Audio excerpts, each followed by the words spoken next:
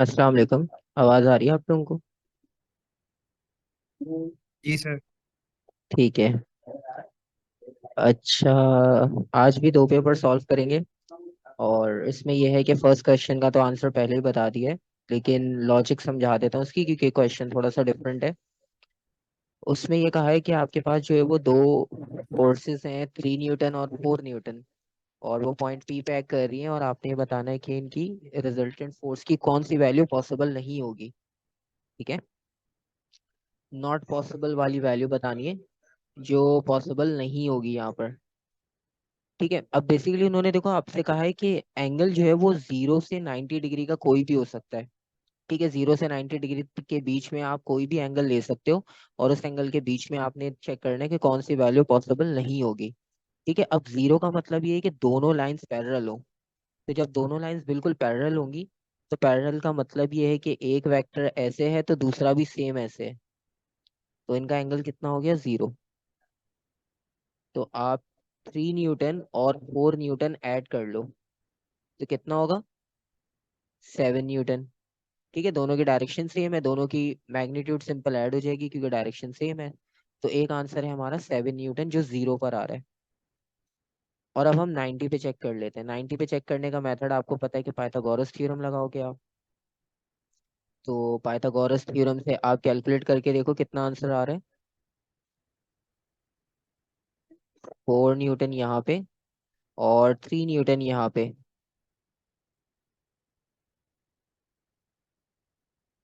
तो Pythagoras theorem लगाएंगे हम, तो उसके हिसाब से 4 का स्क्वायर, 3 का स्क्वायर। तो इसका मतलब ये है कि आपकी रेंज 5 से 7 के बीच में है। तो इसका मतलब 5, 6, 7 तीनों आंसर्स हो सकते हैं, 4 न्यूटन नहीं होगा। ठीक है। तो हमारे पास ऑप्शन होगा ए, कि 4 न्यूटन पॉसिबल नहीं है। क्वेश्चन की थीम ये थी, आपने इस तरह से सॉल्व करना था। उन्होंने कहा है कि 0 से 90 के बीच में कोई भी एंगल होगा। तो हमने 0 पे निकाल लिया, 90 पे निकाल लिया। अब इसके बीच में कुछ भी होगा, वो 5 और 7 के बीच में आएगा, इसलिए। अच्छा, ये माइक्रोमीटर इंक्लूडेड नहीं है। तो क्रॉस इसलिए कर रहा हूँ ताकि किसी को प्रॉब्लम ना हो कि ये टॉपिक है या नहीं है, करना है या नहीं करना, उसमें कंफ्यूजन ना हो। Question number 3।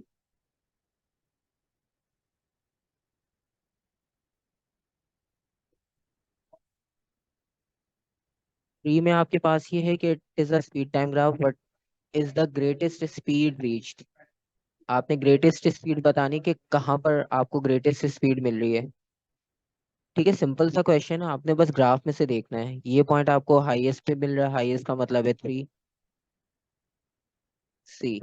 ठीक है, इजी है। 4 देखो, a car of 11,000 Newton,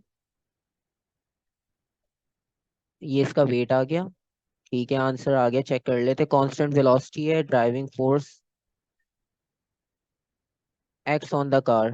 what is the force opposing the motion of the car? मतलब ऑपोजिट फोर्स आपने फाइंड आउट करनी है जो कार पे एक्ट कर रही होगी।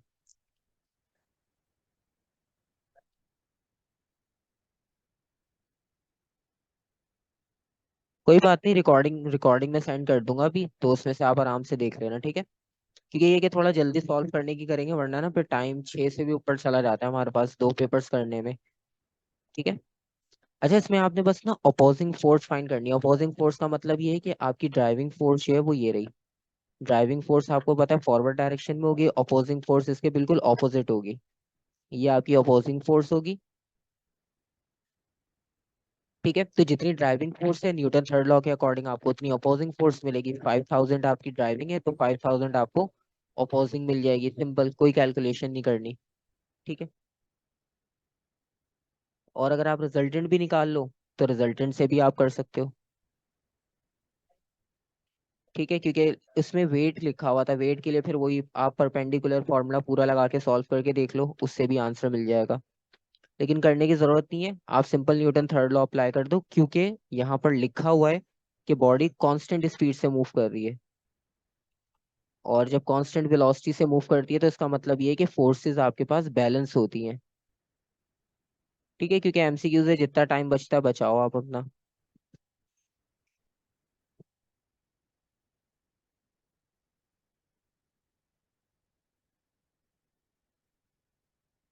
बेटा क्वेश्चन 4 है अभी। आप मार्किंग स्कीम शायद गलत देख रहे हो।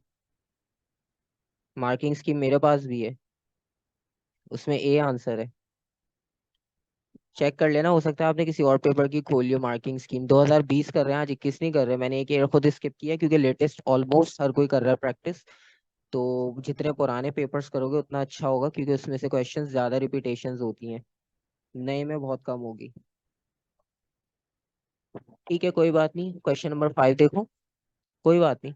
अ man with an open parachute falls to earth at constant speed, the following forces act. P Q R S सबके नाम लिखे हुए, which forces are a Newton's third law pair. अच्छा, ये भी ऊपर वाले क्वेश्चन की तरह है, क्योंकि यहाँ भी स्पीड कांस्टेंट है। ठीक है, और फोर्सेस के नाम लिख दिया आपके पास। तो अब इसमें से देखो, न्यूटन का थर्ड लॉ का पेयर कौन सा होगा। पहली है the upward force of the parachute on the man, the upward force of the man on the earth, और the downward force of the earth on the parachute, the downward force of the man on the parachute. तो इसमें आपको पता है कि pair ढूंढना है। ठीक है, पेयर का मतलब ये कि आपने बोला ऑप्शन सी पी और एस। पी में लिखा है the upward force of the parachute on the man, और इसको हम कंपेयर कर रहे हैं, पेयर बना रहे हैं एस के साथ। ठीक है, क्योंकि आप देखो ऊपर है पैराशूट मैन, अब मैन पैराशूट इसकी ऑपोजिट आ गई। ठीक है, अब क्यू और आर में प्रॉब्लम क्या है, यहाँ पे मैन और अर्थ था, फिर यहाँ पे अर्थ और पैराशूट आ गया। ठीक है, तो यहाँ पे पेयर नहीं बन सका।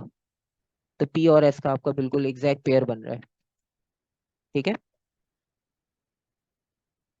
इजी है, यहाँ तक कोई मुश्किल नहीं है। 6 में देखो, आप boxes pulled up a rough slope as shown, in which direction does friction act on the box. Friction की डायरेक्शन क्या होगी। मूवमेंट की डायरेक्शन आपको दी है, फ्रिक्शन की डायरेक्शन आपने बतानी है। इजी है, डी। और कोई आंसर बताना चाह रहा हूँ, क्योंकि जिस डायरेक्शन में मोशन होती है उसके ऑपोजिट फ्रिक्शन होती है। ठीक है, तो हम इस डायरेक्शन में जा रहे हैं तो ऑपोजिट इसकी फ्रिक्शन होगी, डी। सिंपल है। ठीक है।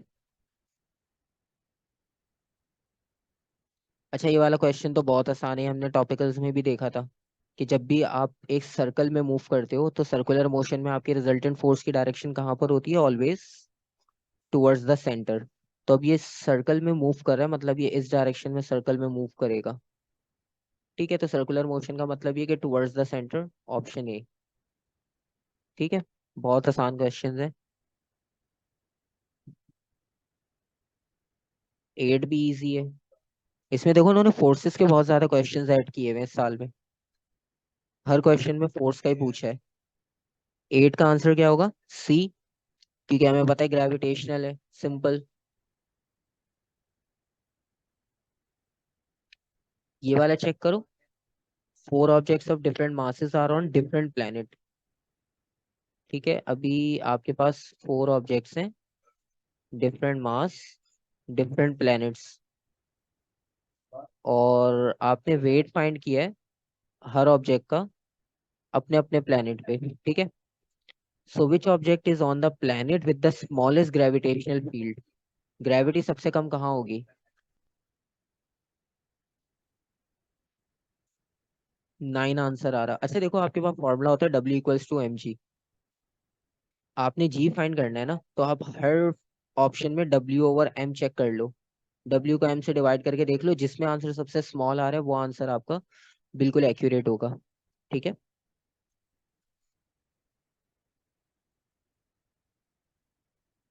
तो W/m हर जगह चेक कर लो। तो W/m आपके पास डी में आ रहा है।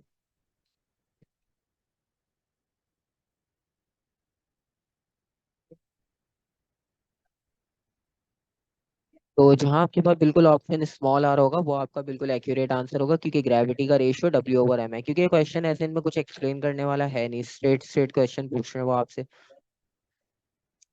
10 में है, which physical quantity does not change when a piece of copper is heated.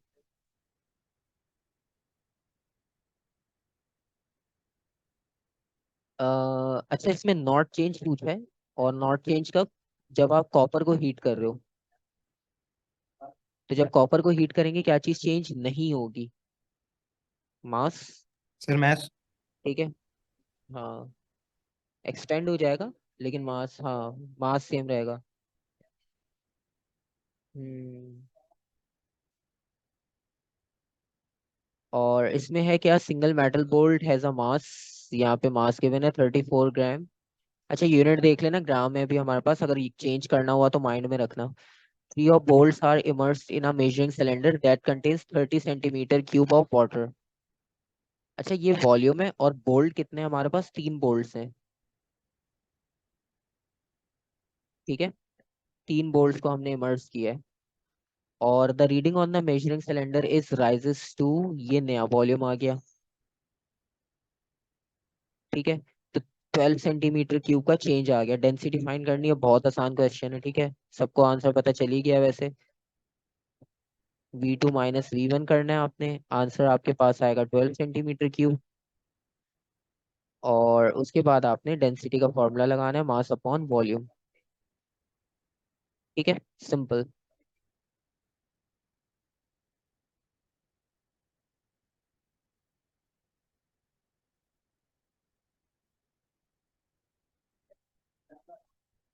अच्छा, अब आपके पास इसका आंसर आ रहा है 2.8, वो है एक बोल्ट का।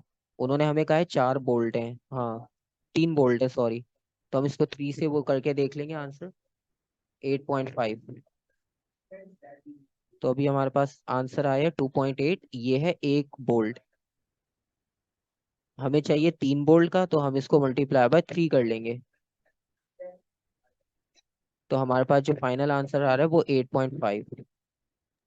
सर 3 बोल्ट की 2.8 आ रही है, 1 बोल्ट की 8.5 आएगी। हाँ, सेम वही, क्योंकि हमने तीनों इमर्स किए ना, तो हम तीनों के लिए ही कैलकुलेट करेंगे, क्योंकि तीनों का आपके पास जो है वो अ, उसकी वजह सर से अगर स्टार्ट में ही हम हाँ, डेंसिटी स्टार्ट में मतलब कर जो सकते हो। वॉल्यूम राइज हुआ है उसको 3 से डिवाइड कर दें कर सकते फिर हो, कर निकाल लें। सकते हो, हाँ, चॉइस हाँ है वो। जी। असल में मैंने बाद में 3 बोल्ट्स देखा, फिर मैंने इसलिए एंड में उसको मल्टीप्लाई कर दिया। वो आपकी चॉइस है, आप पहले कर लो, बाद में कर लो। आपने वैसे सबने आंसर दे दिए, सबको पता है कि कैसे करना है, तो लॉजिक सबको अब समझ आ ही गई थी। ठीक है, मर्जी आपकी, आप वर्किंग कैसे भी कर लो, आपने तो बस राइट आंसर टिक करना है। वर्किंग तो। और अब जो है वो काइनेटिक एनर्जी से रिलेटेड है। एक रॉकेट का मास एम है, कैपिटल एम।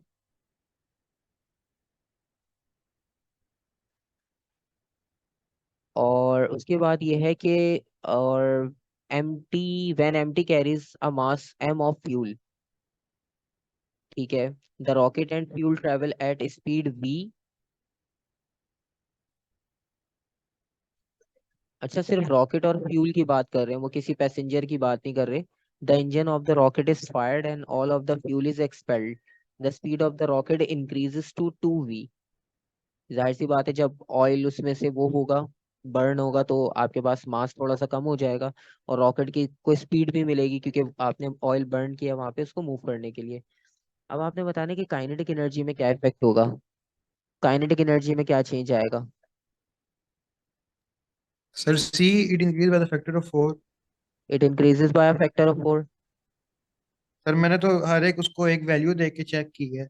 अच्छा देखो, एम को आप, भी 2 हाँ की बिल्कुल, है। आप इसको जर्नल करोगे, फॉर्मूला होता है 1/2। अच्छा, सबसे पहले काइनेटिक एनर्जी थी ½ mv², जर्नल फॉर्मूला सिंपल। फिर उसके बाद हम सेकंड केस पे गए, जब हमने वेलोसिटी को डबल किया। तो जब हम वेलोसिटी को डबल करेंगे, तो वेलोसिटी डबल करने का मतलब ये है कि आप जब वेलोसिटी की जगह पर लिखोगे ½ m, और v की जगह पर लिखोगे 2v², तो ये 2 4 हो जाएगा। ठीक है, तो इसका मतलब है पहले mv था, अब जो है वो आपके 4v² हो गया। ठीक है, इसका मतलब ये है कि 4 टाइम्स आपके पास जो है वो इंक्रीज हो गई। सिंपल। अब आप इसमें ये कंफ्यूज नहीं होना कि हाफ था, एम था, वो उसमें भी था, वो इसमें भी है, वो कांस्टेंट फैक्टर है। ठीक है, लेकिन आप जब पूरी वैल्यूज के साथ इसे सॉल्व करोगे, तो वैल्यूज के साथ सॉल्व करने के बाद जो आंसर आएगा वो आपके पास 4 टाइम्स इंक्रीज होकर ही आएगा। ठीक है। यहाँ तक कोई कंफ्यूजन?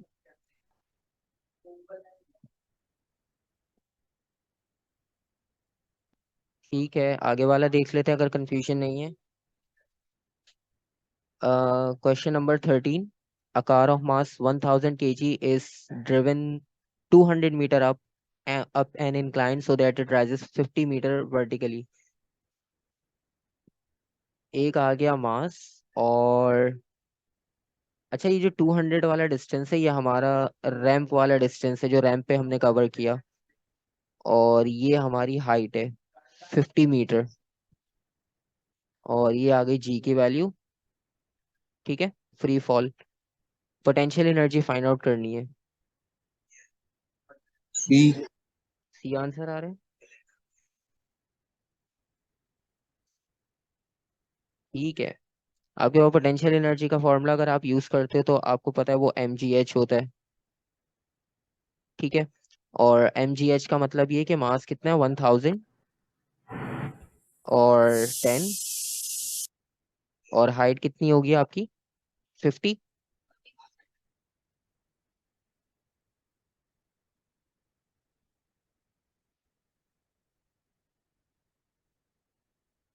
हम्म। ठीक है, आपने हाइट को यूज करना है, हॉरिजॉन्टल डिस्टेंस को यूज नहीं करना। आपके पास आंसर आएगा सी। ठीक है, बिल्कुल सही, mgh।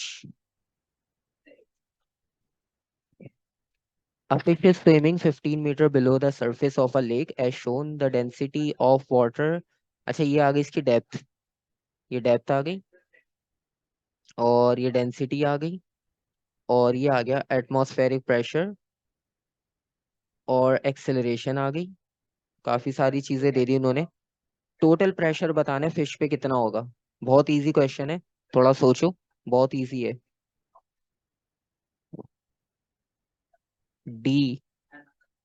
ठीक है, और कोई आंसर बता रहा हूँ, फिर मैं लॉजिक भी एक्सप्लेन कर देता हूँ। जिसने सॉल्व कर लिया उसका आंसर सही आ रहा है तो उससे पता होगा कि कैसे करना है। फिर मैं एक बार एक्सप्लेन कर दूंगा ताकि किसी को कोई कंफ्यूजन हो क्लियर हो जाए बाद में, जब वीडियो भी देखो अगर कंफ्यूजन हो कैसे किया था। अच्छा देखो, हाँ बिल्कुल सही। अब आपने लॉजिक भी बता दी, बहुत अच्छी बात है। अब आपको पता है कि फॉर्मूला यूज होता है ρgh। ठीक है, प्रेशर इन लिक्विड। अब प्रेशर इन लिक्विड तो हम इससे निकाल लेंगे, प्लस उन्होंने कहा कि एटमॉस्फेरिक प्रेशर भी था, तो एटमॉस्फेरिक प्रेशर को इसके साथ ही ऐड कर दो। सिंपल, हाँ। तो डेंसिटी आपकी थी 1000, और जी की वैल्यू आपकी 10। अब 9.8 आएगी, आपको पता है वो पेपर में लिखी होती है, और फिर आप उसे प्लस करोगे एटमॉस्फेरिक प्रेशर के साथ। हम्म। हाँ, कांस्टेंट वैल्यू होती है वैसे भी ये, बस इसे आप कंबाइन कर लो आपके पास आंसर आ जाएगा।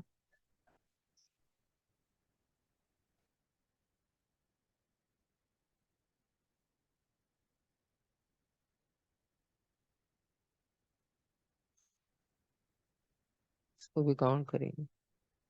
ठीक है, यहाँ तक क्लियर हो गया। 15 देखते हैं। आज हमने जल्दी सॉल्व कर लिया, खैर क्वेश्चन इजी भी थे काफी इसमें। अच्छा ये आपके पास मैनोमीटर है। हाँ, तो मैनोमीटर आपको पता है स्किप हो गया है, तो उसको कैंसिल कर दो। सॉल्व कर सकते हो आप लोग, मसला नहीं है, लेकिन फिर ये होता है कि कंफ्यूजन होती है, फिर बार बार सब पूछते हैं कि टॉपिक है या नहीं, तो इसलिए उसको आप कैंसिल कर दो। हम्म। अच्छा इसमें इन्होंने ना मिक्सअप क्वेश्चन दिए हुए हैं, ये बीच में थर्मल का दिया था इन्होंने, फिर दोबारा से जर्नल का दे दिया, तो इसमें थोड़ा मिक्सअप चल रहा है टॉपिक्स का, कोई सीक्वेंस नहीं है इनका फिक्स। अच्छा इसमें देखो आप दोबारा से कि वेट लिफ्टिंग कॉन्टेस्ट है और एथलीट ने वेट लिफ्ट किया है 20 kg का, ये आ गया मास, और 80 ग्राम ईच एंड। तो हाँ, टोटल हमारा जो मास होगा इनका, वो इनको ऐड करके आएगा। चलो अभी पहले क्वेश्चन देखते हैं है क्या, फिर हम देख लेंगे क्या लिखना है किसको। The lift from the ground to a height of 2.5 metre, ये हाइट आ गई, और टाइम आपके पास ये आ गया। इसका मतलब ये कि टोटल मास कितना है हमारा 80 80 20। तो अगर हम टोटल मास की बात करें जो उसने लिफ्ट करके रखा है तो वो 80 है, प्लस 80 दो साइड्स, और जो रॉड है वो 20, तो ये 180 हो गया। 180 केजी का मास उसने बेसिकली लिफ्ट करके रखा है। ठीक है, और उसके बाद हाइट आ गई आपके पास, और टाइम आ गया, और फिर उसके साथ जी की वैल्यू आ गई। अब वो आपसे पूछ रहा है what average power does the weight lifter exert in providing the gravitational potential energy during this lift. हाँ, अब पावर का जर्नल फॉर्मूला क्या होता है? पावर का जर्नल फॉर्मूला होता है रेट ऑफ डूइंग वर्क। ठीक है, अब फाइनल तो ये फॉर्मूला यूज होगा हमें पता है, क्योंकि टाइम इसी में है। लेकिन मसला क्या है कि सबसे पहले ये वर्क डन हम लाएं कहाँ से? ठीक है, और वर्क डन के लिए आपको पता है, अच्छा, एक आंसर आ रहा है डी। ठीक है, क्योंकि सबसे पहले हाँ, हमने कल भी किया था कि आपको पता है कि जो एनर्जी फाइंड आउट करते हैं वो हमारे पास वर्क डन होती है। ठीक है, तो आप सबसे पहले gravitational potential energy find out कर लोगे। हाँ, सही है। mg 10, और हाइट 2.5। ठीक है, ये आपकी ग्रेविटेशनल पोटेंशियल एनर्जी आ जाएगी सिंपल, और फिर आप उसको टाइम से डिवाइड कर दोगे। 4500 आ रही है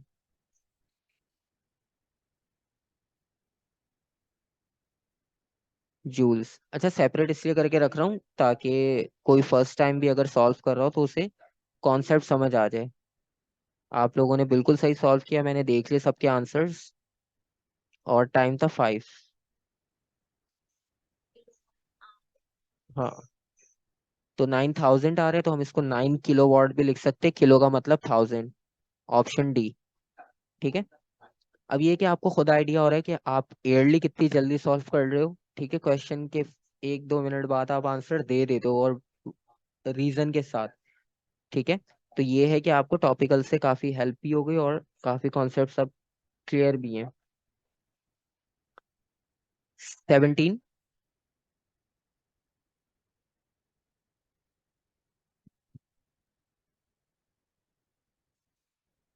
अच्छा, 17 में ये है कि वाटर सरफेस से पहले की जो हाइट है वो हमारी 2 मीटर्स है, और उसके बाद ग्रेविटी की वैल्यू कांस्टेंट है। उसके बाद ये what is the speed of the stone when it hits the surface of the water, speed find करनी है। अच्छा देखो, कॉन्सेप्ट बहुत सिंपल सा है, आखिरी लाइन पढ़ोगे समझ आ जाएगा। देखो, उन्होंने मास दिया, सॉरी ग्रेविटेशनल वो दी है, और स्पीड आपसे पूछी है। ठीक है, और उन्होंने कहा जब वो उसे हिट करेगा तो उसकी स्पीड क्या होगी। तो आप कौन सा कॉन्सेप्ट यूज करोगे इसमें, सोच के बताओ।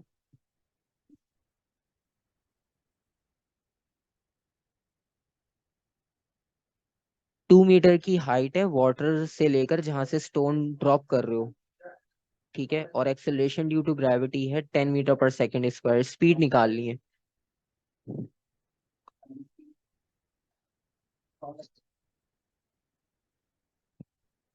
सोचो सोचो, आंसर बताओ, सबके आंसर बताएं, इसका भी बताओ।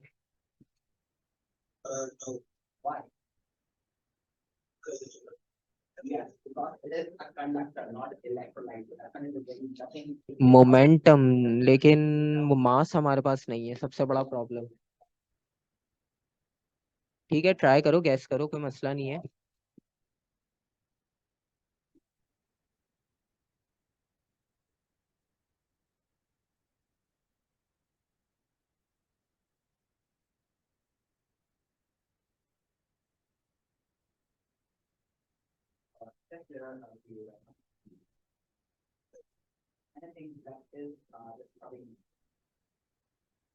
सॉल्व कर रहा है कोई, समझ आया कॉन्सेप्ट?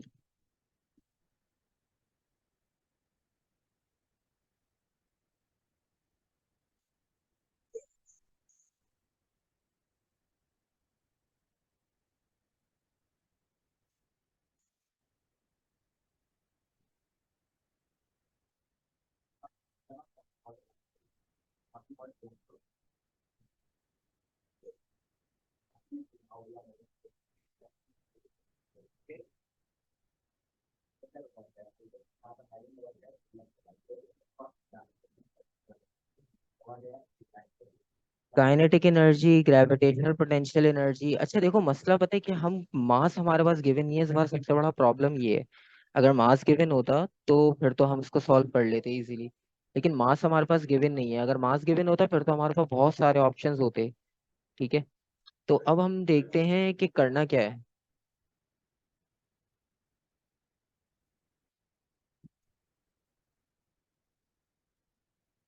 अच्छा, अब बेसिकली अब हमने यहाँ पे करना क्या होगा। ग्रेविटेशनल जो है वो आपकी जो है वो सेम है। अच्छा देखो, ग्रेविटेशनल पोटेंशियल एनर्जी सेम होने का, sorry, gravitational acceleration due to gravity same होने का मतलब क्या है कि आपके पास जो ऑब्जेक्ट डाउनवर्ड मूव कर रहा है वो कांस्टेंट स्पीड से मूव कर रहा होगा। ऐसा ही है। ठीक है। अच्छा, ए आंसर आ रहा है। ठीक है। अच्छा, अब आपने करना क्या है।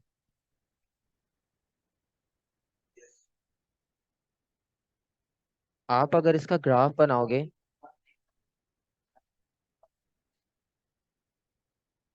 तो आप इसका ग्राफ कैसे बनाओगे। अगर आपने ग्राफ बनाना तो आप ग्राफ किस क्वांटिटी का बनाओगे। अच्छा देखो, अब यहाँ पर उन्होंने कहा कि एक्सेलरेशन ड्यू टू ग्रेविटी है 10।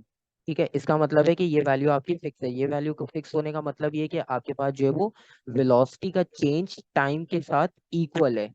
ठीक है, जब वेलोसिटी का चेंज टाइम के साथ इक्वल होता है तो इसका मतलब है वो इक्वल होता है एक्सेलरेशन के। ठीक है, तो इसका मतलब है एक्सेलरेशन की जो वैल्यू है हमारे पास यहाँ पर ड्यू टू ग्रेविटी वो फ्री फॉल है, और उसमें वेलोसिटी का टाइम के साथ चेंज इक्वल है। तो इसका मतलब ये कि अगर यहाँ पर हम टाइम और स्पीड का ग्राफ बनाएं, ठीक है, तो वो आपके पास बिल्कुल एक स्ट्रेट लाइन बननी चाहिए। ऐसा ही है। यहाँ तक क्लियर है। यहाँ तक कोई कंफ्यूजन। क्योंकि इसमें देखो आपके पास ना ये सीधे तरीके से सॉल्व होगा नहीं। आपके पास एक क्वेश्चन लाजमी ऐसा होता है, जिस तरह कल वाले में वो एको का क्वेश्चन दिया हुआ था, तो एक क्वेश्चन लाजमी ऐसा होता है जिसमें आपके पास इक्वेशन टाइप बनाकर आपको सॉल्व करना पड़ता है। ठीक है, तो इसमें भी आपने यही करना है। तो अब इसमें नेक्स्ट स्टेप क्या होगा। एक हिंट तो आपको मिल गई कि हम ग्राफ से हेल्प ले सकते हैं, लेकिन ग्राफ कैसा बनाओगे।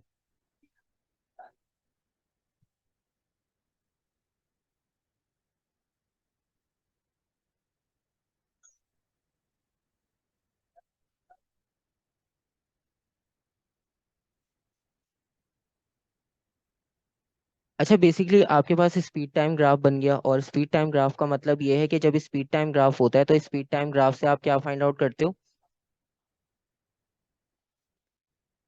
एरिया अंडर द कर्व अगर हम इसमें यूज करते हैं।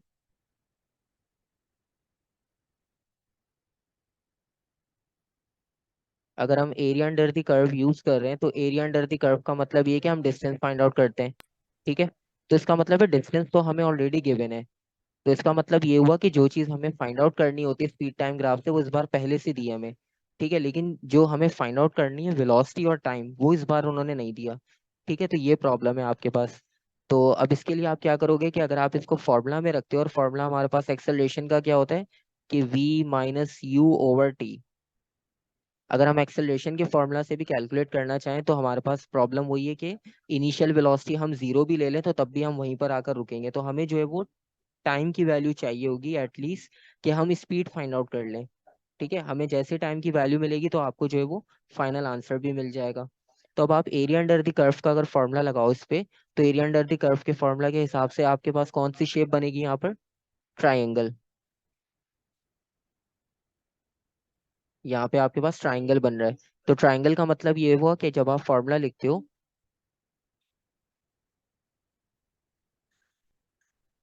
ठीक है, तो आपके पास इस बार ये वाली वैल्यू गिवन है जो आंसर आना चाहिए, और ये वाली वैल्यूज मिसिंग है। ठीक है, यानी वेलोसिटी और टाइम की वैल्यू मिसिंग है। तो आपके पास बेसिकली ये इक्वल हो रहा है v/t। ये आपके पास इक्वल आ रहा है किसके, 4 के। ऐसे ही है यहाँ तक। इसमें कोई कंफ्यूजन। यहाँ तक की समझ आ गई कि हमने ये प्रोसेस किया क्यों है। क्योंकि आपके पास देखो जो फॉर्मूला बन रहा है उस फॉर्मूला के हिसाब से हमारे पास टाइम की वैल्यू नहीं है, तो टाइम की अगर वैल्यू हम ऐड कर लें वहां पर, तो हमारे पास जो है वो v इजीली फाइंड हो जाएगी। ठीक है, लेकिन हमारे पास v/t का आंसर आ गया। ठीक है, सॉरी, v/t का आंसर आ गया 4। और कोई आइडिया कि आगे किस तरह सॉल्व कर सकते हैं? आधा क्वेश्चन तो आपको हिंट दे दी कैसे सॉल्व करना है। सर वो a is equal to v minus u over t के ऊपर इसे सब्स्टिट्यूट करेंगे, t is equal to 4/v को। ठीक है, सब्स्टिट्यूट कर लें।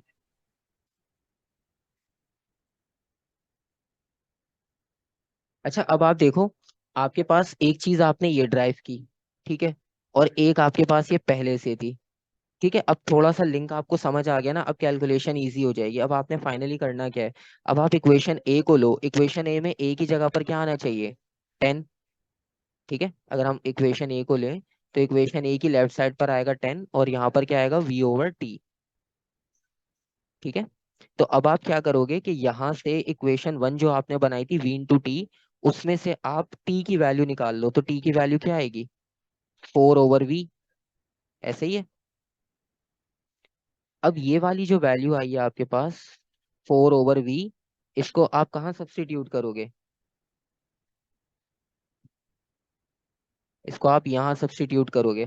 ठीक है, अब आपके पास जब सब्स्टिट्यूट कर दोगे ना तो सिर्फ वैल्यू रह जाएगी v की। ठीक है, तो आपके पास v का आंसर आ जाएगा सिंपल। तो हम इसको यहाँ सब्स्टिट्यूट करते हैं। ये हो जाएगा 10 इज इक्वल्स टू v/4/v। ठीक है, इसको जब हम रिवर्स करेंगे रेसिप्रोकल हो जाएगा। रेसिप्रोकल होने के बाद ये क्या बनेगा?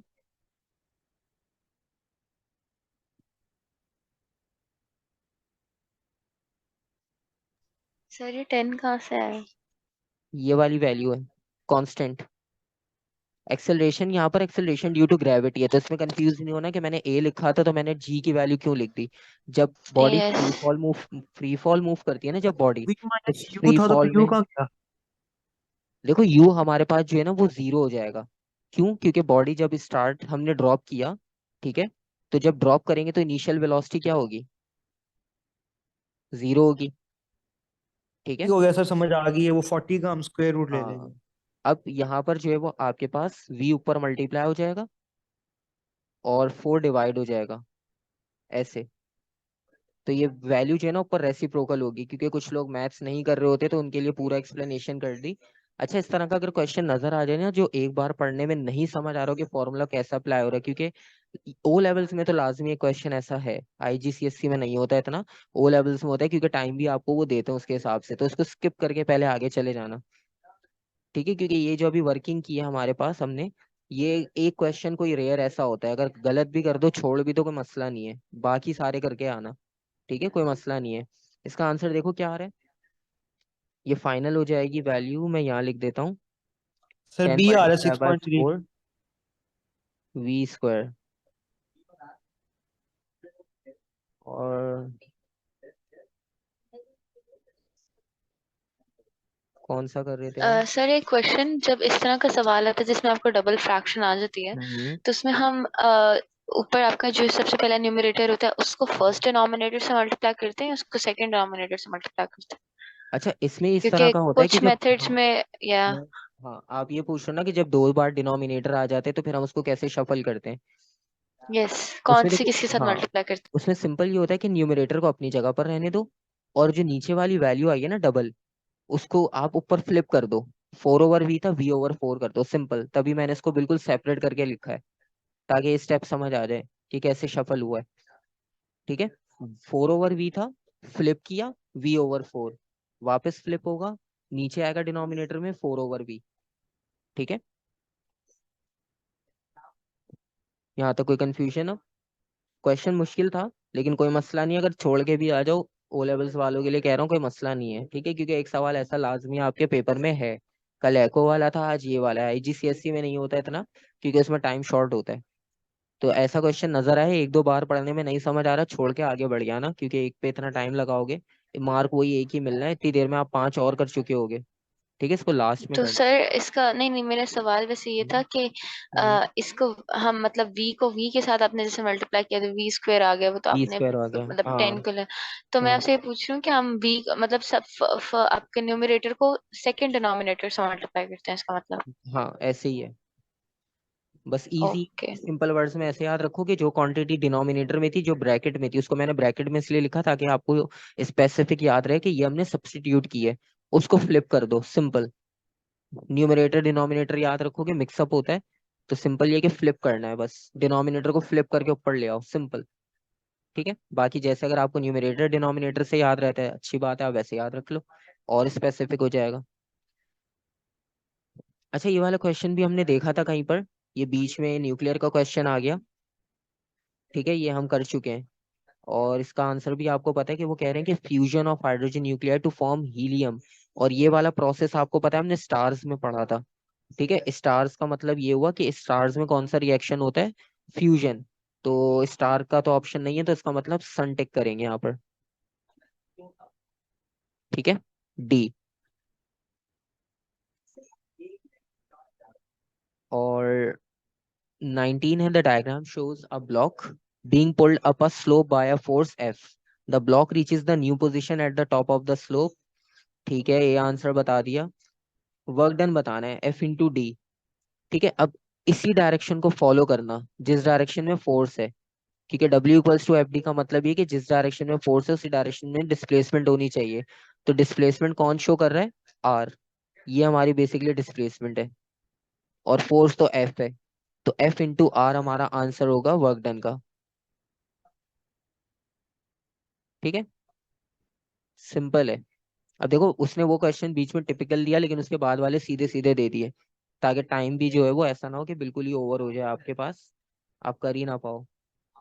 थर्मामीटर छोड़ देंगे, थर्मामीटर कैंसिल कर दो। 21 वाला क्वेश्चन काफी टाइम बाद नजर आया कि कलर वाला क्वेश्चन पूछा उन्होंने।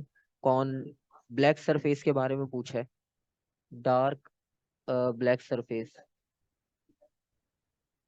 डार्क ब्लैक सरफेस के बारे में आप लिखोगे सी। सही है, सबका आंसर सी है। Good emitter, good absorber, poor reflector, simple C choice है। और 22 भी हो ही जाएगा इसी टाइम में। The temperature of a body increases by 1 degree, 1 degree temperature बढ़ा है, which other quantity also increase. ये बेसिकली आपको पता है ये अच्छा, स्पेसिफिक आपको कल बताया था, स्पेसिफिक तब यूज करते हो जब मास की बात हो, मास की बात नहीं है। ठीक है, अब उन्होंने कहा कि 1 डिग्री टेम्परेचर बढ़ाया है। अब देखो, उन्होंने ये नहीं बोला कि आप स्पेसिफिक एक वो बढ़ा रहे हो। ठीक है, तो स्पेसिफिक उन्होंने नहीं पूछा ना, उन्होंने आपसे ये पूछा है कि हमने 1 डिग्री सिर्फ स्पेसिफिक इतनी हीट प्रोवाइड की है, उन्होंने हीट के बारे में भी नहीं कुछ कहा। तो जरूरी नहीं आंसर हीट कैपेसिटी भी हो। ठीक है, तो एक बार सोच के ऑप्शंस देखकर आंसर दो। सिंपल सी बात है कि जब टेम्परेचर बढ़ता है ना तो इंटरनल एनर्जी बढ़ती है। ठीक है, आप सिर्फ डेफिनेशन इस नंबर से कंफ्यूज हुए हो।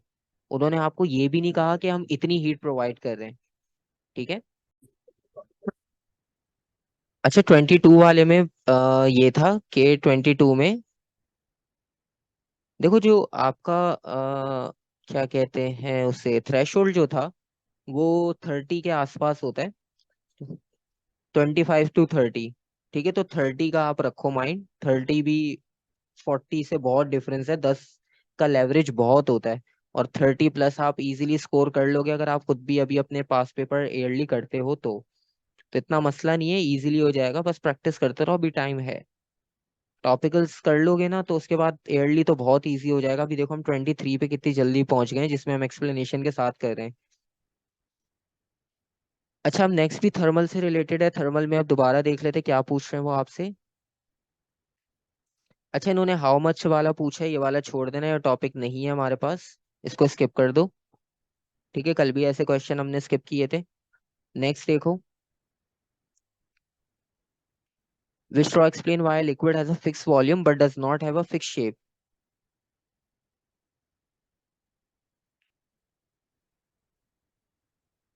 Fixed volume but not have fixed shape. अच्छा, आपने आंसर बताया A, forces between molecules in the liquid large, movement of molecules in the liquid free to move. अच्छा, फिक्स वॉल्यूम का मतलब ये हुआ कि टाइटली पैक्ड होने चाहिए। ठीक है, और मूवमेंट ऑफ फिक्स शेप और फिक्स वॉल्यूम, फिक्स शेप और फिक्स वॉल्यूम का मतलब ये कि आपके पास जो उनकी फोर्स होगी वो ग्रेटर होनी चाहिए ताकि वो होल्ड करके रखे, जिस तरह सॉलिड में होती है। और दूसरी बात ये कि आपके पास उस लिक्विड के अंदर ही आप मूव कर सकते हो, उससे बाहर नहीं जा सकते। तो ऑप्शन ए। ठीक है, इजी है। ठीक है, बस जल्दी जल्दी करते हैं इसको, फिर दूसरा पेपर भी करेंगे ब्रेक के बाद। अच्छा, इसमें ये है कि fix mass of gas is enclosed in a cylinder by a piston which is free to move. ठीक है, फ्री टू मूव है आपके पास पिस्टन, फिक्स नहीं है। तो which combination of changes to the pressure and to the temperature must increase the density of the gas. Density के बारे में पूछ रहे हैं वो आपसे, और कॉम्बिनेशन आपसे पूछ रहे हैं कि प्रेशर में आप क्या चेंज कर सकते हो और टेम्परेचर में। प्रेशर इंक्रीज होना चाहिए। ठीक है, तो प्रेशर और टेम्परेचर ये दो आपके पास इंपॉर्टेंट टर्म है, इन दोनों में आपने क्या चेंज लेकर आना है कि जिससे आपकी डेंसिटी चेंज हो जाए। ए। हम्म। सी सी। एक आंसर आया है ए, दो आंसर आया सी। ठीक है, सी में उन्होंने लिखा है प्रेशर इंक्रीज, प्रेशर इंक्रीज होगा आपके पास। और उसके बाद दूसरी चीज ये लिखी है कि टेम्परेचर, टेम्परेचर डिक्रीज होना चाहिए, तो ऑप्शन सी। क्योंकि अगर हमने टेम्परेचर इंक्रीज किया ना, तो आपको डेंसिटी का फॉर्मूला याद है, मास अपॉन वॉल्यूम। अगर टेम्परेचर इंक्रीज करते हैं ना, तो वो एक्सपेंशन हो जाएगा, एक्सपेंशन का मतलब है वॉल्यूम बढ़ेगा, वॉल्यूम बढ़ेगा तो डेंसिटी कम हो जाएगी। लेकिन हमें डेंसिटी बढ़ानी है, तो इसलिए हम टेम्परेचर को कम करेंगे ताकि वो थोड़ा सा सॉलिड की तरफ जाए। ठीक है, तो फ्रीजिंग। प्रेशर को increase करने से वॉल्यूम बढ़ेगा नहीं, नहीं वॉल्यूम कम होगा, सॉरी सॉरी। हाँ, क्योंकि प्रेशराइज कर रहे हैं ना, पिस्टन फ्री टू मूव है, पिस्टन फ्री टू मूव का मतलब ये है कि आप प्रेशर बढ़ाओगे अगर, ठीक है, तो इनवर्सली प्रोपोर्शनल होता है वॉल्यूम के। तो प्रेशर बढ़ेगा, वॉल्यूम आपका कम हो जाएगा, और वॉल्यूम कम होगा आपके पास। ठीक है, तो हमारा वॉल्यूम कम होगा तो डेंसिटी ऑटोमेटिक बढ़ जाएगी। ठीक है, फॉर्मूला का रेफरेंस भी लिख दिया, अगर किसी को कंफ्यूजन हो तो वो देख ले इजीली, कोई मसला नहीं है। अच्छा भाई, इन्होंने इस बार ग्राफ दे दिए, इन्होंने कैलकुलेशन नहीं पूछी, उन्होंने कहा है कि लाइट एंटर हो रही है ग्लास में, रेयर टू डेंस मीडियम हम ट्रैवल कर रहे हैं। ठीक है, और रेयर टू डेंस का मतलब ये है कि आपके पास डायग्राम पूरी दी है उन्होंने, इंसिडेंस भी बना दिया, रिफ्रैक्शन भी बना दिया, क्वेश्चन उन्होंने कुछ डिफरेंट पूछा है, विच ग्राफ इज करेक्ट। अब वो कह रहे हैं several types of values of I and R measured and a graph is drawn of sine I against sine R. Sine I और साइन आर का ग्राफ उन्होंने बनाया, और अब आपने ये बताना है कि कौन सा ग्राफ यहाँ पे करेक्ट है।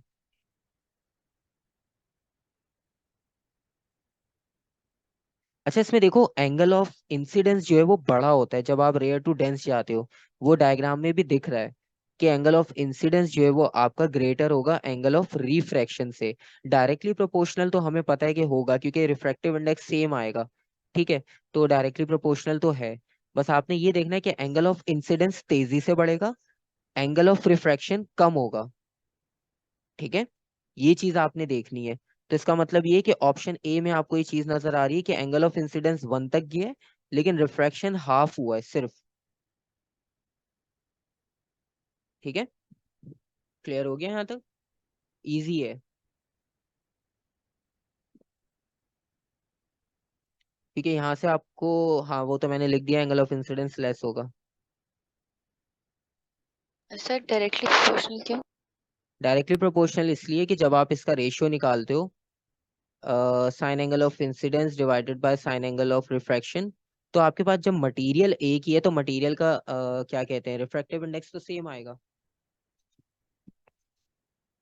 इस वजह से आपके पास सबका आंसर सेम आना चाहिए, वो हमारे पास इतना मसला नहीं है, और ना हमारा वो मेन फोकस था। मेन फोकस हमारा ये था कि एंगल से कंपेयर करना है, क्योंकि ग्राफ में वैल्यूज एंगल्स की गिवन है, एन की वैल्यू नहीं गिवन। ठीक है, तो एन हमारे पास इंपॉर्टेंट नहीं था, एंगल्स हमारे पास इंपॉर्टेंट थे। 27 देखो आप, swimming pool is light by an under water light, a ray of light is incident on the water surface, what is the correct path for the ray of light। Correct path बताना है आपने रे of light के लिए, on the water surface, water रे of light.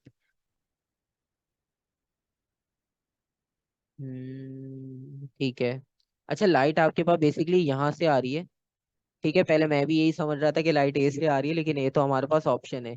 तो light ए से आ रही है, और अब आपने बताना है कि लाइट जाएगी किस ऑप्शन पे। अब आप कह रहे हो बी, एक ऑप्शन बताया आपने बी, एक ऑप्शन मुझे बताया सी, और कोई ऑप्शन बता रहा हूँ।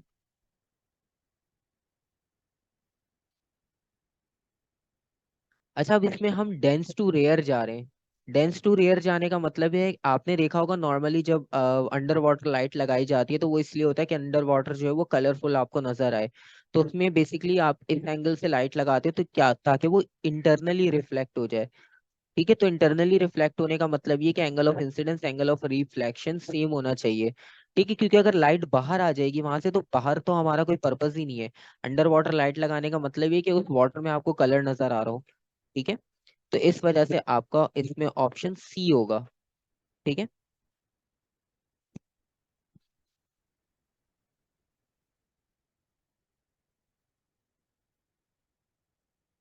क्लियर है यहाँ तक, कोई कंफ्यूजन? और अगर आप नॉर्मल के साथ बनाकर देखो ना इसका एंगल, नॉर्मल के साथ अगर आप बनाकर देखो तो आपको ये एंगल और ये एंगल, ठीक है, आपका एंगल ऑफ इंसिडेंस अभी भी एंगल ऑफ रिफ्रैक्शन से बड़ा आ रहा है। हालांकि ये चीज अभी हम ऊपर करके आए हैं कि जब आप रेयर टू डेंस आते हो तब एंगल ऑफ इंसिडेंस बड़ा होता है आर से। तो जब आप डेंस टू रेयर जा रहे हो, ठीक है, तो डेंस टू रेयर जाने में तो आपका एंगल ऑफ रिफ्रैक्शन बड़ा होना चाहिए था, लेकिन यहाँ भी एंगल ऑफ इंसिडेंस बड़ा आ रहा है। तो इस वजह से भी बी पॉसिबल नहीं है। एक और लॉजिकल रीजन इसका ये है। ठीक है, क्योंकि एंगल ऑफ इंसिडेंस आपका रिफ्रैक्शन से बड़ा आ रहा है, लेकिन यहाँ पर सर डेंस टू जैसे रेयर अब में। जैसे हमारे पास कोई मतलब एक हमारे पास एक मीडियम है तो हम कहेंगे कि रिफ्लेक्शन हो गई, दो मीडियम से तो हम कहेंगे हम्म कि रिफ्रैक्शन होगी। तो यहाँ पे जैसे देवर दोनों चीजें पॉसिबल थी। हम्म इन तो दूसरे हमें का कैसे भी पता रीजन चलेगा बता कि दिया अब हम देखो। किस में हाँ, रिफ्लेक्शन कंसिडर करेंगे किस में रिफ्रैक्शन? एक तो बात ये थी कि एक तो लॉजिकल रीजन ये कि अंडर वाटर लाइट लगाने का पर्पस क्या था। एक तो लॉजिक रीजन वो था कि रिफ्लेक्ट होगी। दूसरा लॉजिक रीजन ये था कि एंगल को कंपेयर करके देख लो, तो दोबारा से आपके पास एंगल ऑफ इंसिडेंस बढ़ा आ रहा है रिफ्रैक्शन से। हालांकि अभी ऊपर वाले केस में रेयर टू डेंस में भी यही आ रहा था और डेंस टू रेयर में भी, अब दोनों में एक जैसा एंगल तो नहीं आता। तो जब डेंस टू रेयर जाते तो रिफ्रैक्शन बड़ा होता है, इंसिडेंस छोटा होता है। ये हमने देखा है टोटल इंटरनल रिफ्लेक्शन में। तो आप उस कॉन्सेप्ट को अगर यूज कर लोगे तो आपको पता चल जाएगा कि बी हो ही नहीं सकता, क्योंकि बी का एंगल छोटा बन रहा है, डायरेक्शन गलत बनी हुई है। ठीक है, रिफ्रैक्शन वाला कॉन्सेप्ट सही है, लेकिन एंगल गलत बना हुआ है। ठीक है, सिंपल। अच्छा, which diagram shows the action of converging lens? ये तो बहुत आसान है। Converging sir lens, D. ठीक है, डी होगा। सारी लाइट एक पॉइंट पे कन्वर्ज हो जाएगी। ठीक है, what is a feature of red light compared with that of violet light? Red में क्या होता है, वेवलेंथ बड़ी होती है, वायलेट लाइट की फ्रीक्वेंसी बड़ी होती है। और बाकी इन्होंने जो ऑप्शंस दिए हैं वो डिफरेंट फॉर्म में पूछ रहे हैं, तो उसमें आप ऑप्शन देख लो कौन सा होगा। पहले उन्होंने बोला प्रिज्म डेविएट्स रेड लाइट मोर, तो वो रेड लाइट को ज्यादा तो डेविएट नहीं करता, सबसे कम करता है, रेड पहले पहुंचती है। फिर उसके बाद है red light has a lower frequency, red light की फ्रीक्वेंसी लोअर होती है, बिल्कुल सही है। और बाकी ऑप्शन में से सबसे बेस्ट बी ही है। हाँ, इसका वेवलेंथ ग्रेटर होता है, फ्रीक्वेंसी कम। और ये वाला भी गलत है और ये वाला भी गलत है, क्योंकि सबकी स्पीड तो सेम होती है। ठीक है, तो कोई इसमें भी प्रॉब्लम नहीं था। What is the ratio of the longest sound wavelength audible to a healthy human ear to the shortest? अच्छा, इसमें रेंज बतानी है। आपको याद होगा कि ह्यूमन की ऑडिबल रेंज क्या होती है, 20 to 20,000 हर्ट्ज वाली हम लेते हैं। तो इसका मतलब ये हुआ कि आपका रेशियो क्या बनना चाहिए। ठीक है, आपके पास सर सिंपल बी। क्या था? हाँ, तो 20,000 आप मैक्सिमम सुन सकते हो, और रेशियो लिखा हुआ है ना, तो आप रेशियो ही निकाल लो। ठीक है, तो 1000 और 1, 1 और 1000 का रेशियो बन रहा है बी। और सही है, 31 ultrasound is use to cleaning jewellery. अच्छा देखो, कल इन्होंने पूछा था कि ये इसमें यूज होता है, उसमें ऑप्शन था क्लीनिंग ज्वेलरी, तो यहाँ पे आपको देखो कंफर्म भी हो गया, यूज खुद ही उन्होंने बता दिया। अब वो कह रहे हैं कि अदर यूज क्या हो सकता है। बहुत सिंपल है, प्री नेटल स्कैनिंग, देख के पता चल रहा है, क्योंकि बाकी सब आइडिया आपको है पहले से कि वो सब यूज ही नहीं होते हैं। ठीक है, इलेक्ट्रिसिटी है, उसके बाद फिर न्यूक्लियर है, इसको एंड करते हैं। पहला क्वेश्चन है, bar magnets and various non magnets and demagnetised metal bars are placed in the different arrangement shown, in which arrangement do the bars repel? D. ठीक है, बहुत ही आसान क्वेश्चन दिया हुआ है। अच्छा ऐसा क्वेश्चन है, देखकर ही पता चल रहा है, अलग ही ऑप्शन नजर आ रहा है, हमने बाकी डिस्कस भी करने की जरूरत नहीं है, क्योंकि ये भी अट्रैक्ट हो जाएगा, ये भी अट्रैक्ट हो जाएगा, और ये भी अट्रैक्ट हो जाएगा। ठीक है, तो ये तीनों अट्रैक्ट ही हो रहे हैं।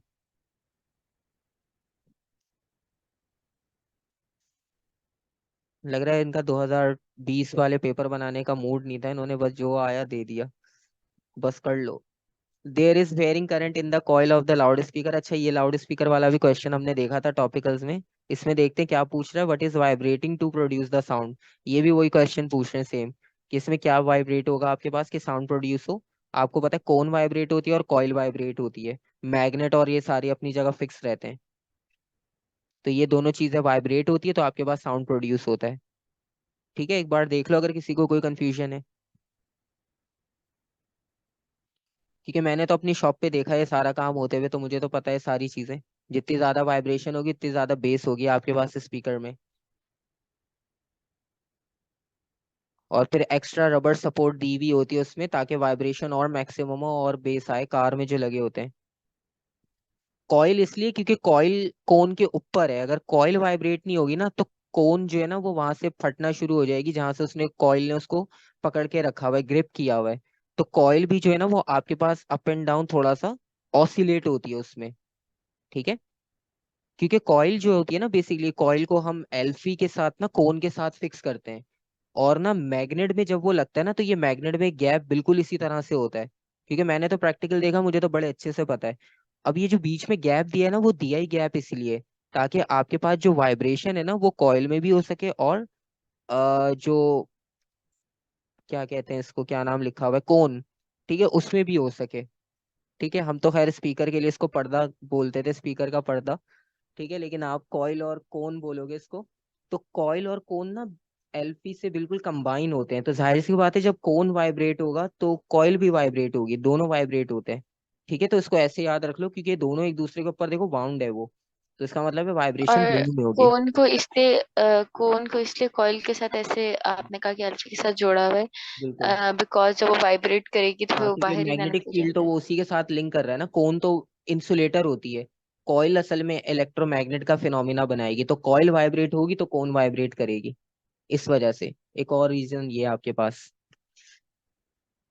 34, what is the charge on Y.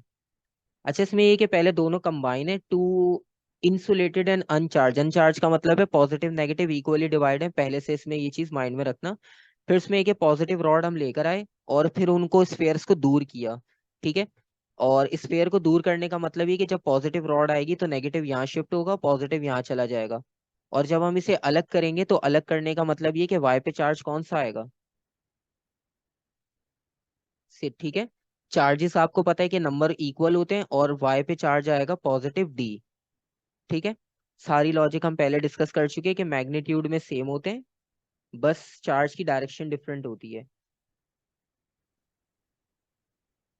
35 में कहा है उन्होंने, negative charge in an electric field experience and electric force in the direction shown, what is the direction of electric field. अच्छा नेगेटिव चार्ज जो है वो राइट पर जा रहा है, तो इसका मतलब है पॉजिटिव कहाँ होना चाहिए। हाँ, तो नेगेटिव किसकी तरफ अट्रैक्ट होगा। ठीक है, तो इसका मतलब ये नहीं, नेगेटिव जा रहा है राइट की तरफ, तो पॉजिटिव को यहाँ पर होना चाहिए कि वो उसको अट्रैक्ट करे। यहाँ पर जो है वो नेगेटिव होगा जो उसको रिपेल कर रहा है, और फील्ड हमेशा फ्लो करती है पॉजिटिव टू नेगेटिव।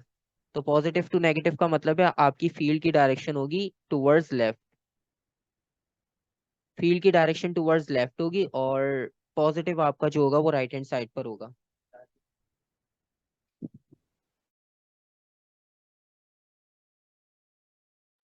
ठीक है, तो आपके पास जो है वो फील्ड लेफ्ट पर जा रही है, और उन्होंने फील्ड का ही पूछा है, तो ये क्या हो गया, ऑप्शन ए। ठीक है, हाँ ए आंसर है। और 36, a battery consist of 3 identical sales in parallel, parallel में कनेक्ट होते थे, उस पैरेलल में सेल लगाने का क्या एडवांटेज होता है। देखो अब जो क्वेश्चन हम पढ़ते हैं ना उससे सीक्वेंस अगर हम सोचें ना रिपीट। तो हमें आंसर वैसे ही समझ आ जाता है, भाई उन्होंने यूनिट दे दिया साथ में। यूनिट भी आपको पता है, work done per unit charge joules per coulomb होगा, यानी ए और बी में से आप ऑप्शन होगा। और पैरेलल में लगाने का मतलब ये हुआ कि EMF of one of cell, time हमारा बढ़ जाएगा। ठीक है, मतलब लॉन्ग लास्टिंग हो जाते हैं सेल्स आपके पास पैरेलल में कनेक्ट करने के लिए। तो बी ऑप्शन होगा सिंपल। और the nuclear notation for an isotope of X is A X Z. How many neutrons are there in nucleus. Number of neutrons find out करने हो आपने, तो कैसे फाइंड आउट करते हो?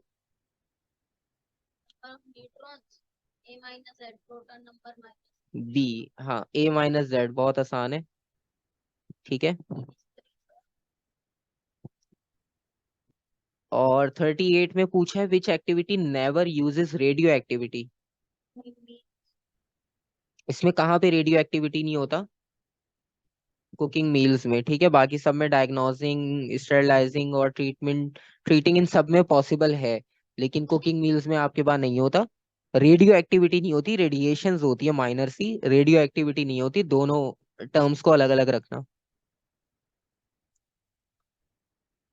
ठीक है, 39 40। पहले 39 देख लेते हैं, हाफ लाइफ से रिलेटेड कुछ दिया उन्होंने। It has a half life of 5700 years. Half life उन्होंने दी हुई है। How old is a bone that is found to be 1/4 of the natural proportion of carbon.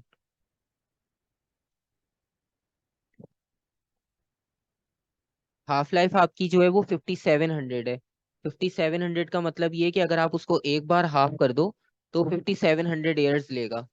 और 5700 का मतलब ये है, 700 into 2 करना पड़ेगा ना। How old is a bone that is found to have only 1/4 of the natural proportion. मतलब उसमें 1/4 सिर्फ रह गया पार्ट। तो इसका मतलब ये कि अगर हम इसको डबल करते हैं, मतलब 2 बार इसकी हाफ लाइफ होती है, क्योंकि हाफ लाइफ का मतलब ये होता है 1/2। तो एक बार हाफ लाइफ करेंगे 1/2, दूसरी हाफ लाइफ करेंगे 1/2। कितना हो जाएगा प्रोपोर्शन? 1/4। तो बी आंसर होगा। एक बार में कितना? एक हाफ लाइफ में 5700 ईयर्स, दूसरी हाफ लाइफ में 5700 ईयर्स, कंबाइन करेंगे तो 11400। ठीक है, सिंपल। 5700 मल्टीप्लाई बाय 2, क्योंकि 2 हाफ लाइफ हो रही है हमारे पास। ठीक है, तो मैं थोड़ा जूम आउट कर देता हूँ, देख लो जिसने अगर 39 देखना है, बाकी 40 सॉल्व कर लें।